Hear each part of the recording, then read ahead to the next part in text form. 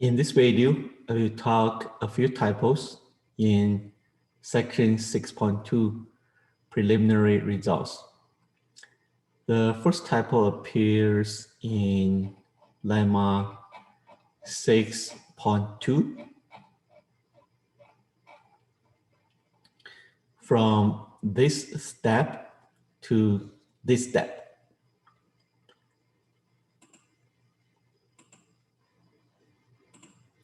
So in this step, inside the integral, there are several matrices, and the matrices are very large, and they look formidable, but actually it's very easy to solve this problem if you denote the matrix P minus Q by M. Then the C transpose CTS plus R inverse CT by N. Then you have M minus M N, then minus, so this matrix based on the definition, so this is the N transpose, so minus N transpose, then M plus, so this is N transpose, N transpose, then M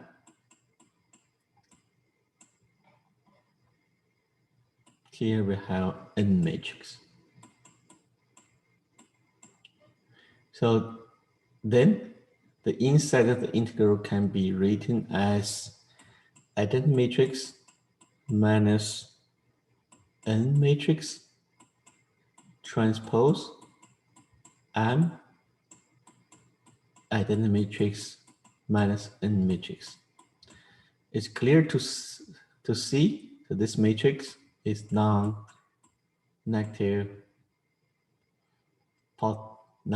definite.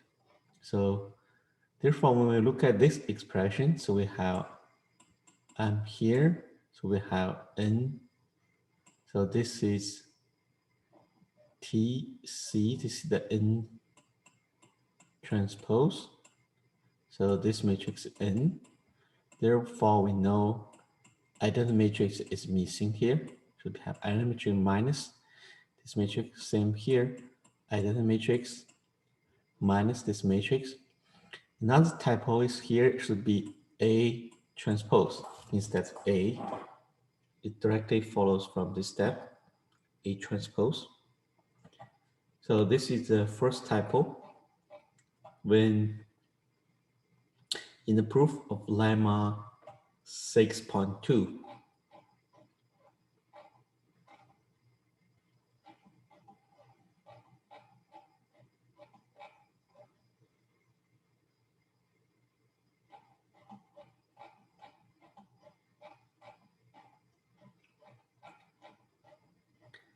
So a second typo appears in lemma 6.6.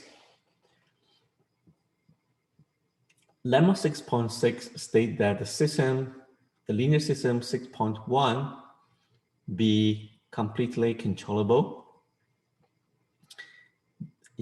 That is, the matrix has full rank.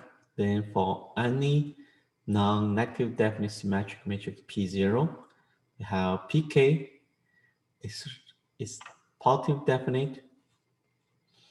For any K is greater than N plus 1. Consequently, we have P is positive definite. So if you still remember as a beginning, so when you look at the assumption made, so the Q is a non-negative definite matrix.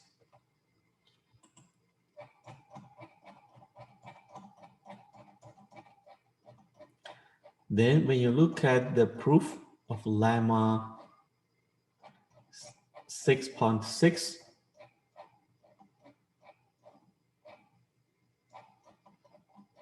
here instead it used the fact that Q is positive definite instead of non-negative definite. Yeah, the proof is correct if the assumption is Q is positive definite, but it's different from the original assumption made that Q is non-negative definite. So how to modify the condition so we do not require that Q is positive definite, so Q is still non-negative definite, then we need to change the condition in lemma 6.6. So this condition, instead, we need to assume this matrix. So gamma, so Q half, so Q can be written as Q half Q square root times Q square root, okay? Then we say the gamma Q square root, A gamma Q square root, then A minus 1 Q gamma Q square root has full rank. The equivalent is, say, the A matrix and gamma Q square root is completely controllable. Then we can modify the proof.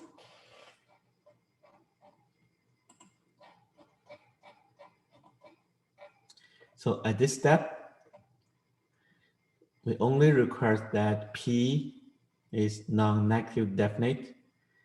Then we have gamma Q square root in this step.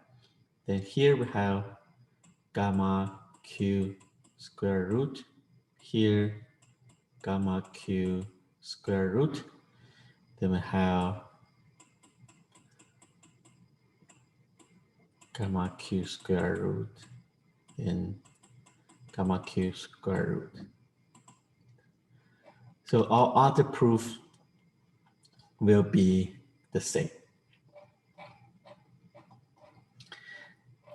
I think the same issue appears. Yeah, one thing I forgot to mention in my previous video, here's a common inequality for positive definite matrix. Is P, a matrix P is greater or equal than the minimum eigenvalue times identity matrix. So another problem about this positive definite or non-negative definite of Q matrix appears in lemma 6.8.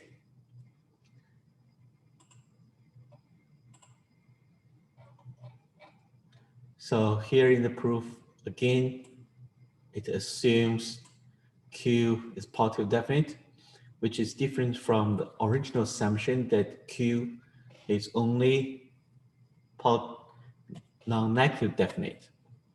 So we can still use the assumption that Q is non-negative definite. But again, we can modify the proof by using Q square root. Then we have Q square root, Q square root. Then get gamma Q square root, gamma Q square root, gamma Q square root. Then the rest part will be the same.